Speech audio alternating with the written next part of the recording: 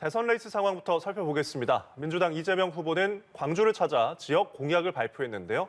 5.18 정신을 헌법에 명문화하고 광주를 인공지능 특화 도시로 만들겠다는 내용이 핵심입니다. 네, 국회 취재기자 연결해서 자세히 알아보겠습니다. 나경래 기자. 네, 민주당 이재명 후보가 최근 지지율 정체 상황에 찾은 곳은 바로 광주였습니다. 이 후보는 광주를 민주당의 죽비이자 회초리라고 강조하며 광주 시민들이 목숨 바쳐 지키고자 했던 가치와 정신을 잊지 않겠다고 했습니다. 그러면서 5.18 민주화 운동의 정신을 헌법 전문에 명문화하겠다고 약속했습니다. 5.18 원본 자료와 해외 자료를 수집하고 통합 관리하는 5.18 국가 기록원을 설립하겠다고도 설명했습니다. 이 후보는 5.18 정신을 헌법에 담는데 여야 이견이 없는 만큼 개헌을 통해 이를 실현할 수 있을 거라고 말했습니다.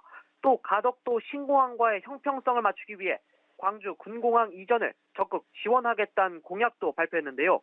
위 두 가지 공약은 문재인 대통령이 후보 시절 낸 광주 지역 공약이었지만 이행되진 않았습니다. 이 후보는 광주를 인공지능 특화도시로 자율주행 등 미래 모빌리티 산업의 집약지로 만들겠다고도 약속했습니다. 이어 이 후보는 광주 아이파크 붕괴 사고 현장을 찾아 피해자 가족들을 위로했습니다. 국민의힘 윤석열 후보는 새로운 형태의 대통령실을 제안하는 내용의 정치 분야 공약을 발표했다고요? 이 내용도 전해주시죠. 예, 그렇습니다. 국민의힘 윤석열 후보 자신이 집권하게 되면 기존의 청와대는 사라질 거라고 했습니다. 부처 위에 군림하며 국가 위기에 제대로 대처하지 못하는 친매 체제론 더 이상 국가 운영이 어렵다면서 대통령실 권한부터 내려놓겠다고 강조했습니다.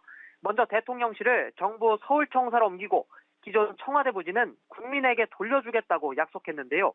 이 청와대 부지를 어떻게 활용할지도 국민 판단에 맡기겠다고 했습니다.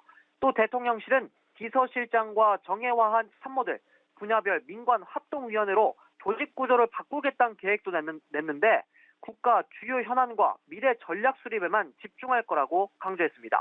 윤 후보는 소통된 대통령이 되기 위해 제왕적 대통령의 단죄부터 청산하겠다고 말했습니다.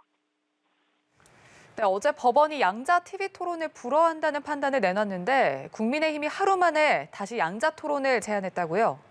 네, 국민의힘 TV토론협상당이 오늘 기자회견을 열고 오는 31일 국회나 제3회 장소에서 양자 토론을 하자고 제안했습니다. 어제 법원은 방송이 선거에 미치는 영향이 크다고 보고 민주당과 국민의힘만의 양자 TV토론을 불허했는데요. 국민의힘은 방송사가 주최하지 않는 방식으로 양자 토론회를 열자고 역제안했습니다. 4자 토론회 당사자들은 즉각 반발하고 나섰습니다. 민주당 이재명 후보는 자꾸 복잡하게 만들고 있다며 국민들에게 후보들을 비교, 분석할 수 있는 기회를 줘야 한다 했고 민주당도 4자 방송 토론이 우선이라며 국민의힘 제안을 사실상 거부했습니다. 정의당은 국민의 검증대인 TV토론이 두렵다면 본선링에 올라오지 말라 비판했고 국민의당도 상식에 어긋나는 주장으로 법원 판단을 무시하지 말라며 4자 토론에 임하라 촉구했습니다.